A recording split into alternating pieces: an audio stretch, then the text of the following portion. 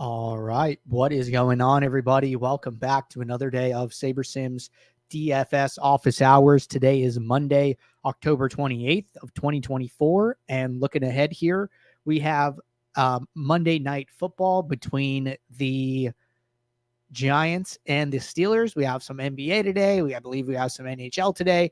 And just getting over the weekend here. Oh, we have MLB back today as well for the World Series Game 3. So a ton of DFS action coming at you guys today on a Monday. For those of you who are new here, welcome. My name is Andrew. I'm one of the coaches over here at SaberSim. This is a show where we go over how to use the SaberSim app, answer any and all DFS-related questions.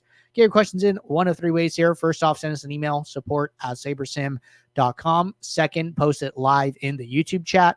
Third way, post it in the office hours channel in our Discord server. If you're not in our Discord and want to get access to that channel, there is a link in the description of this video. You also get access to our similar channels, individual sport channels, and you get access to the rest of the SaberSim teams. Can't say enough good things about the Discord.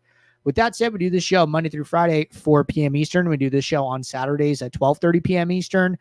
Quick announcement in regards to the Build Review Show. The Build Review Show is going to be moving to Mondays and Fridays only.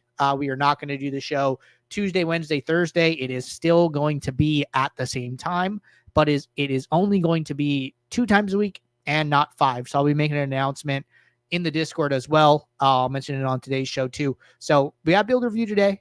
Good opportunity to get some builds reviewed. We had plenty of people sign up already. I've seen like 3, 4, at least 4 people sign up today already. So it should be a good show, but it is Monday, so we do have to announce the winners for our weekly max challenge. Still going strong here. I'm sure people are racking up those entries to the end of the season free roll to get some tickets to the Super Bowl, which is going to be super, super cool.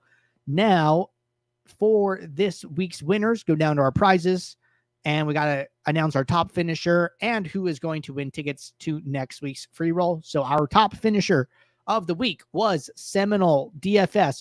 I'm like almost positive it's supposed to be DFS, not FS. Maybe I'm wrong. I've seen this name around, but congratulations. They got 5th place with 220.92 points in the main mini max this week. That is good for a custom SaberSim hoodie and an entry into the end of the season big game free roll. And then for everybody else who participated, we will grab all these names. And it looks like we had 270.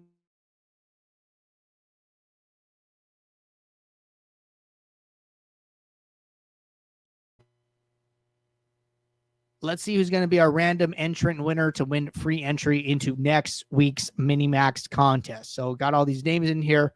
Clicked shuffle a couple times, and we are spinning the wheel. Looks like our winner is going to be XSMKX Joker. All right, let's make sure we get this right. Congratulations, XSM. I think it was KX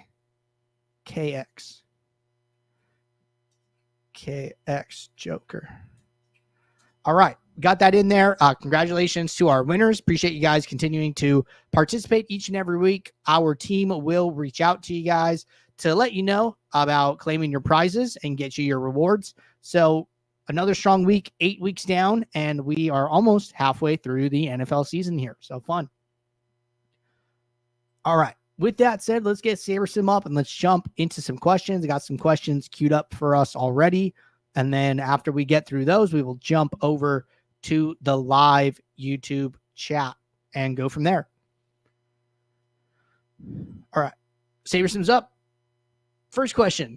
In addition to the large field contests, I also enter several small field contests and dupe many of those small field lineups.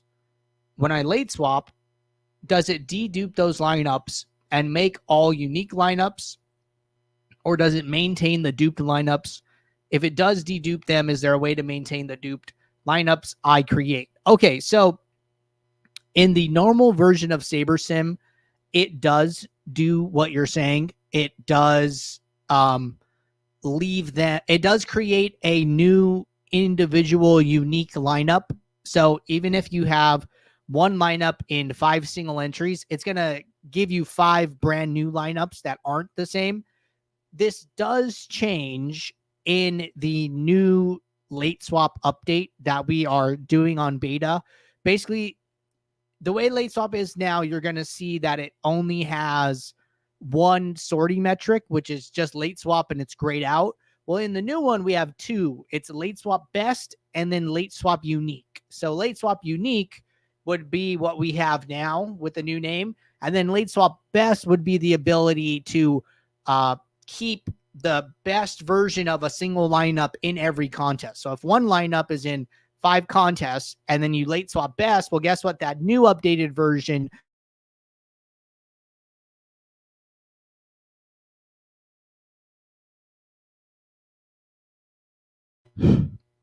that update is available on beta.sabersim.com for ultimate members to try out. There is a reason it's in beta and not on app.sabersim.com yet, because team is still learning about new bugs that people find using it and fixing them. So when it is, at a point where we feel comfortable pushing it to all of our customers, we will do that. But you could try it out now if you have access to beta via your ultimate subscription.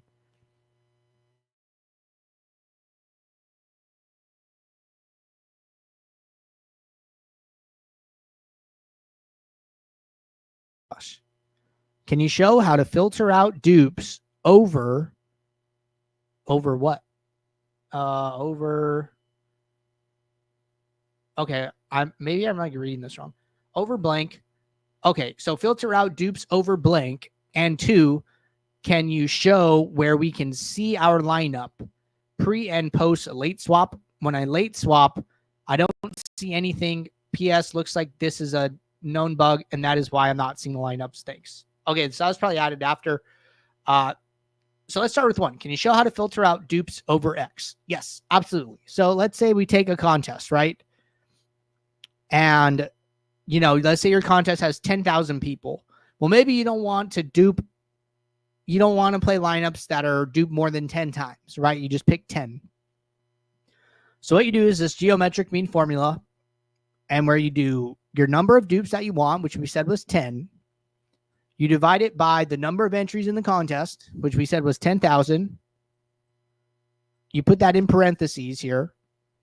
And then you take it to the power of 1 divided by the number of players in your lineup. This could be 5, this could be 6, this could be 9, this could be 10. Depends what format you're playing, right? So I'm going to do 6 as if we're playing DraftKings Showdown format. You click equals, and then you get a number, right? Well, what do you do with this number? So this is, you would want to round the decimal 2 places, and you get this number 31.6. So now what I could do, if I am on starter, right? If this is if I was on starter, what I would do is I would go to the rules. I would go to add new rule. I would go to rule type, aggregate, and I would say my own geometric mean no more than, and then I would put in 31.6. So now every single lineup that gets built is going to have that requirement. Now that's one way to do it. If you are on Ultimate, you could do this a little bit differently. Or if you have access to custom metrics, if you're on like one of the old pro plans or something like that, you can also do this. So let's build some lineups for this showdown. So first thing you need to do, come in here and create a custom metric. So you go to your sorting metrics, you go to add metric down on the bottom, and then you're going to write one that looks like this, where I've changed the name to geomean, so I know what it means. And it says my own product geomean value, where it is calculating the geometric mean value of every single lineup. So then now you can go to a lineup, and in the summary statistics, your custom metric is going to be there.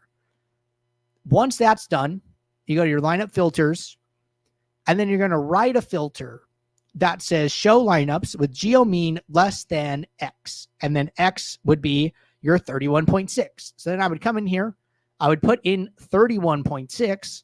And then once I saved it, if there are any lineups that are less than that, and I have this on, those lineups will go into the trash. And here I've trashed about 10% of my lineups. I had 218 went in the trash, and that is how you do it. So there are 2 options. Second way is a little less of an impact on the lineup creation, which is why I like that way better.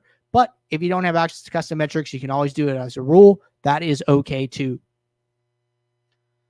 And then the second part, it looks like there was some talk about a bug there potentially, so that's good. Glad you're able to get that figured out or get some feedback from some other place like Beta Feedback Channel or something.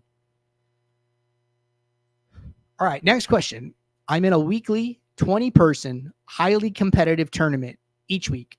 Like, I know I don't need the nuts to win each week, but how would you set up the simulator for such a small tournament? Thank you for all your help. Good question. So it's going to depend on the payout structure. You know, I don't know exactly what this looks like as far as like payouts or what's going on here. But what I would probably do, you know, what you could probably do is, you know, I doubt the other people in this, it sounds like some type of, you know, fun family friend home league or something like that. I would probably just come in here and set your sliders to like 0-1, where you're getting a little bit of sim diversity. You're not building completely with just the average projections. So something like that would probably be fine for like a home league. I think that's cool. And you know, good luck to you. that seems fine. If it wasn't showdown, you know, if you're playing like a classic slate or something like, you know, yesterday's main slate, sliders are going to be a little bit different. I think what you could do is just like cut them in half too, right? So like, I was thinking about when correlation's actually on. Maybe you still want a little correlation, you know, so just like chop these in half, like correlation 3, take sim diversity down from like 7 to 4 and just do something like really small. That way you still have some correlation. So I think one of those options are fine. All right, next question. Hey, Andrew, how would you suggest refining a late swap strategy? We can back test building and simming lineups, creating metrics, etc. that really helps dial in process. I feel like my late swap process is very lacking since I can really only practice it in real time. How would you suggest experimenting with late swap to dial in a process? Thanks. Good question. You know, my late swap process has been changing a lot too, with the way things have been changing in the app. You know, my thoughts on the new late swap are that, you know, if you guys have checked out beta, if you guys have seen the interview with Jordan and Scott, which I'll just like pull up real quick in case anybody's missed it, basically like walking through the new changes. I think it's like really, really necessary. And I really like the way that it works. So that video is right here. New and improved SaberSim late swap walkthrough. This is like walking through the changes to the beta, which I'll drop here in the YouTube chat. If you guys haven't seen it, you know, super good thing to check out. But I do think, you know, late swapping on a contest by contest basis via like the same method as autofill pre-lock with the highest ROIs going into your contest on like a contest by contest basis without having to view all of the lineups and do it very, very fast is super necessary in order to be able to capture news quickly, especially when you're playing multiple slates or multiple sites. So I actually really like it because I was using the old late swap for, you know, the last like month and doing it for NFL. And when I had like a lot of contests, you know, you would have to do it in like that, like direct fill late swap type screen. And you would have to go contest by contest, like through the list, like checking one, filling, unchecking it, checking the next, filling. And I knew it wasn't going to work for my NBA process unless I was only playing like 1 to 2 contests a night. But I'm playing so many contests that it was like, wow, like if I didn't have this, you know, I think that it would be a nightmare really effectively. I would probably like miss swaps or like miss news. So I've been loving the beta changes here. I don't know if there's like a potentially good way to back test a late swap strategy. You know, I'm not 100% sure what you can accomplish there or like different things that you can try out. I think that the most important thing is that, like, imagine it like this, you know, at every start time, the players who have locked are in your lineup and the players who haven't locked are just placeholders. Like if I could just put in a blank player at blank salary, that is what you should like imagine in your mind. Like, okay, I'm not actually putting anybody in this roster spot because it hasn't locked yet. You know, I'm just putting somebody there, and then I'm gonna fill it at like the next start time, or like the next start time, or the next start time, and like slowly these guys go in, right? But I don't know. I've tried to move away. Like, you know, I'm not tied to anybody who is in my lineups that hasn't started. Once your game starts, then, you know, yes, I'm gonna root for you if I have positive leverage, and I'm not gonna root for you if I have negative leverage. But basically, up until that point, you know, that player is just a placeholder in my lineups, and I'm going to re-optimize based on the latest and greatest simulations, the latest and greatest news I have available, and just continue to do that for as long as I can. In NFL, you know, there might be twice, 1 p.m. Eastern start, 4 p.m. Eastern start. With NBA, it's going to be, you know, multiple late swaps a night, accounting for news and you know, players getting ruled in and out, and all of these crazy things that can happen, or new starting rotations, or whatever it may be. So, you know, I don't have a lot of great ideas about how to backtest a late swap strategy. I would just say try to learn to use it as efficiently and quickly as you can. And if you are doing that, then you are going to benefit yourself. And if you're paying attention, you're around for those swaps and you're getting them in, whether it's desktop, mobile, whatever it is, you're going to be in a very highly competitive spot with very strong lineups. All right. We are jumping over to the live YouTube chat. Trevor said, ultimately, the post-sim ROI research is basically just saying, okay, how far off the SaberSim projections were you, right? The reason I say this is Giant Squid entered a chunk of negative ROI lineups. So in some ways, if I truly wanted to max my post-sim ROI, I could literally just enter one min unique and never alter Saber projections. So this is a good question. I would say it's not that straightforward. And the reason I say that is because, you know, even in our post-contest sims, I will see, you know, lineups from our competitors do really well. You know, there are plenty of sharp DFS players around the industry, and a couple of names like I've seen in our post-contest sims do well, or names you might know, like the Colts, or like, you know, 1-800-Eddie. I mean, you see these guys playing, you know, high volume. They're high volume players. I've seen, I know I've seen the Colts win a Millie Maker for sure. And I've seen, you know, 1-800-Eddie do a lot of good things as well. Met those guys at a live final once. Very, very nice. And, you know, they're sharp players, right? So even using another site's projections, another site system, when you see them grading out well in our system, you know, it's hard to say that, like the difference in projections, you know, makes all the difference with the strength of your lineups. Because I don't think that's like always the case. I think every player who mass multi-enters is going to have some handful of negative ROI lineups. Like even, you know, Giant Squid, even Shady Advice, who always grades out really, really well and really, really strong, especially if you go and look at his MMA lineups or his NFL Showdown lineups. You know, Shady is always crushing in the post-contest sims, like one of the highest sim ROIers across the board.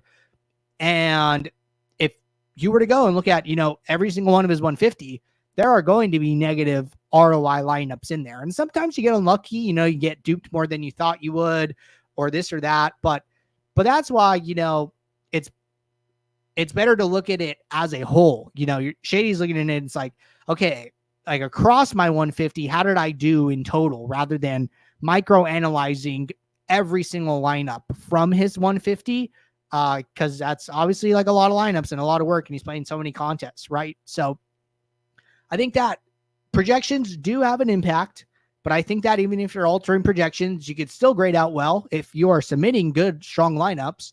And I think that you can expect every player in a contest to, if they're entering, you know, more than one lineup, to have a handful of lineups in however many lineups they entered that do grade out, you know, neutral or even possibly negative, right? So it does get harder to enter all positive sim ROI lineups the more you move up in stakes. I don't know what contest of giant squids you were analyzing, but I'm sure he doesn't have access to low stakes contests and is, playing like a lot of the nosebleed stuff. So those contests are tough. There's a lot of stiff competition there. All right. Next question says, let's say I need 200 lineups for a bunch of entries. I go to build and someone is really favored a lot. For example, name any player. X player is in 175 lineups. Is it better to raise players with lower exposure, leading to the highest exposed player going down, or vice versa, dropping the high exposure player down, leading to highest exposed player going down? Oh wait, it was twice. So good question. So my opinion would be to just set a max exposure to the one player. And the reason for that is you're saying, okay, I know I don't want this much of this one player. That is what you're saying, right? That is what you're trying to accomplish. When you set the max exposure for that player, that is straight to the point, right? If you do it the other way, it's kind of like a roundabout way. You're like trying to get to that same outcome of lowering the player, but without actually doing it. So what I would rather do is just lower the player's max exposure and then let the builder decide who to raise, as opposed to you artificially raising other players who you might not necessarily be opinionated about, but trying to accomplish a different goal. So better to go A to B than, try and go around and go to A to E to D to C to B. You know what I'm saying? So I would just put that max exposure. Builder will take care of the rest. All right, Samuel said, when using min uniques, shall I set them up before running the contest sim while using average projections, or afterwards? Thanks. Good question. So you always want to get to the sorting metric you want first before setting up min uniques, because the reason is that your exposures are going to change, right? If I'm sitting here looking at Saber score and I'm starting to adjust my min uniques, well, maybe I thought my risk was too high. Maybe I thought something else was off. Well, when I switched to ROI after my contest sim is done, all of my exposures changed anyway. So I didn't even need to do that, right? So it's better to just leave the min uniques at 1. The first thing after your lineups build is you should get to the sorting metric you want, whether that's ROI in contest sims, whether that's Saber score, whether that's projected score, whether that's a custom metric you're using, whatever you're doing. You always want to get to your sorting metric first and then start to make any adjustments at all. Min and max exposures, min uniques, you name it, lineup filters. Always get to your sorting metric first. All right. Follow up. Late swap question. Shall the ROI to use be all your lineups or fill them up per contest instead? So in the beta update, it's going to be contest by contest specific. If you are late swapping on app.sabersim.com right now, and you have all of your contests selected, it is going to be the average ROI across all of those contests. So if you want to be contest specific, then you will have to late swap them via the save tab one at a time. So you have to pick a contest, let it sort by the target ROI, fill the contest, go to the next one, and then go to the next one, and then go to the next one. So right now, late swap is basically like direct fill. And then on beta, late swap is like autofill. So that's the big difference there.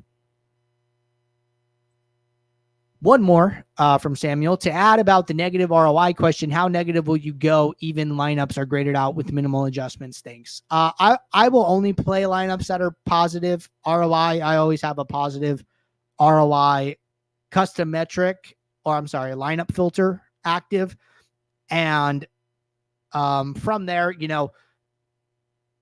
you can play as many uniques as you want. You could also fill by rank. Maybe you don't have that many positive ROI in your pool. Maybe you have 200 and you're playing, 250 entries, but you have 150 max. Well, hey, maybe you use rank fill, right? And maybe you duplicate some lineups across those. That's another option for you, right? You can mess around with that. If you're playing something where you have a low number of positive ROI lineups, that could be a better solution. You could withdraw some entries and only play as many entries as you have positive ROI lineups, another option. So there's a couple different routes you could go.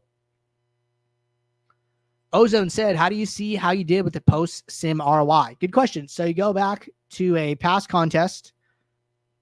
Let's say we're on Sunday. I can go back to the contest tab. And then you go and you select a contest that you played. So, say I played the power sweep, right? I can click on this contest. And then we are going to pull up the contest results in this entries tab. So once this loads, should have loaded faster. Okay, there it is. You can go to users, and then you can go find your name. Your name should be the first row here, like frozen at the top. But the way we recommend this is, come in here, sort by sim ROI, see what some of the highest sets were, see how you did, and compare those results accordingly. So we have a whole show dedicated to this. If you ever want me to review your lineups, all you got to do is drop your DK username in the office hour channel. Let me know what sport and site and slate you want me to review, and I will add you to the list. We used to do that show Monday through Friday. We are, as of this week, doing the build review show Mondays and Fridays only. We are not doing Tuesday, Wednesday, Thursday. So that's going to be a change I'm going to be mentioning a couple times here. But yeah, it's a pretty sweet tool. You can also find a tutorial in Saber School. Go to Saber School, go to SaberSim 101, and then go to this Study the Sharks reviewing past slates with the Saber system. This will also walk you through how to use it. All right. So far, so good. Let's take a peek again in the Discord channel.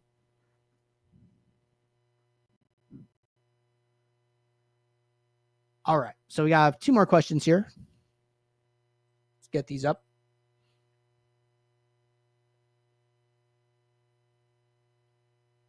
One is a follow-up. Looks like I misunderstood somebody. My bad. And then we got one here from Warlock.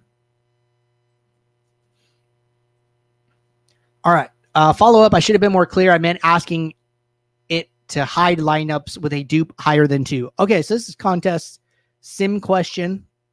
So let's go back to our showdown build where we have some lineups. And let's go create a contest sim real quick.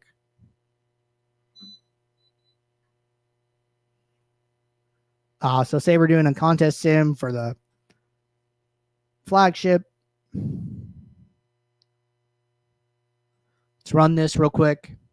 So first thing you got to do, set up a contest sim. Second thing you got to do, run the contest sim. Let's let this finish.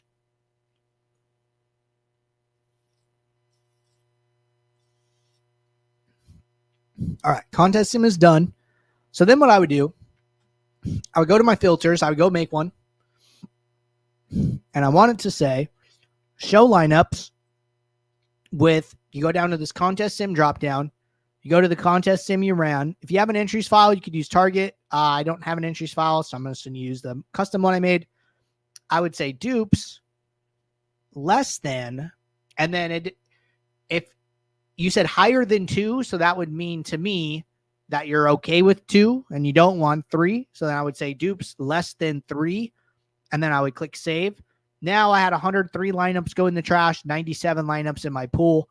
If I come down here, I'm going to see dupes is 2, and that should be the max for any of the remaining lineups. All right, next question. Had a question, are lineups built taking ownership into account or only in the contest sims? I am asking because ownership usually updates a few minutes after projections update. Good question. So lineup building does not take into account ownership. We take into account ownership in 2 ways. Number 1 would be via Saber score. If you're on like starter or DFS light, your Saber score sorting metric is going to have this negative weight on adjusted ownership, which is a form of ownership that we use to grade lineups. So adjusted ownership takes into account a player's range of outcomes and the expectation for how many lineups will roster that player, which is a very good thing to do. So that's like for starter, light, pro. And then for contest sims, it takes it into account after. So say lineups, say projections run, you click the refresh projections icon, you see that the timestamp updates to be like, hey, projections were ran at this time. And then maybe the projection update is from 1 minute ago and ownership is from 5 minutes ago. You could still build your lineups. You could build them right now. And then once the ownership catches up to the projections, which, you can see there's like 4 minute difference right here on what I'm viewing at the moment. You could basically have your lineups ready to go and then waiting for that ownership to update. And then once the ownership updates, then you can run your contest sim and go from there. Now, disclaimer, I would not wait if, lock was like 5 minutes away and, I'm going to run out of time. I would just run it with whatever information I have available. I think something that people forget, right, is that, when a team like for NBA releases their lineups 5 minutes before lock, everybody in the contest is scrambling to update for that news. Okay. It's not just you, right? So the worst thing you could do is not get your lineups in just with the projections, right? Like, okay, hey, projections updated.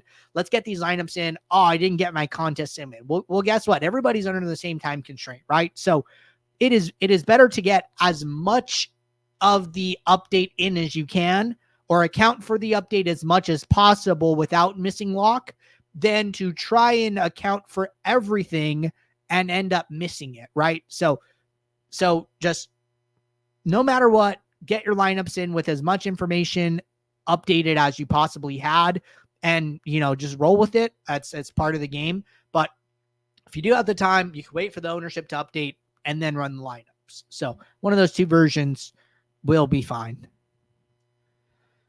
All right. One more question.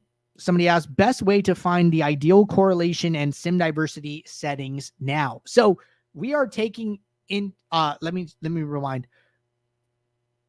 Sliders are being set based on the number of games on the slate. So we used to have 3 sliders. We used to have an ownership fade slider, and we also used to account for ownership and your sorting metrics. Well, we took the slider away because we were like, hey, we're kind of double counting ownership. We're like having this effect on ownership in the build settings, and then we're having this effect on ownership in the post contest sim, and it's kind of too much, right? Well, think about it like that, right? The slider drop downs were for, your entry style and, the number of entrants in your contest, right? Well, SaberScore does account for that. You go to SaberScore and you have, 100 to 1K, 1K to 10K, 10K to 50K, right? And then you have the contest sims, which actually take into account the exact number of entries in the contest, along with the payout structure and the stakes and stuff like that. So it's just another way of not double counting things. And our sliders are set for the number of games on the slate. So if I'm playing a 2-game NFL Monday through Thursday, my sliders are not going to be the same as Sunday main slate, 10-game plus NFL slate, right? So sliders are moving based on games, and then everything else is being taken into account via sorting metrics is the way I like to describe it. All right. Good stuff there, everybody. Appreciate you guys tuning in on this Monday. I'll see you all in about 24 minutes here for our build review show. So until then, everybody, take care. Good luck. Thanks. Bye.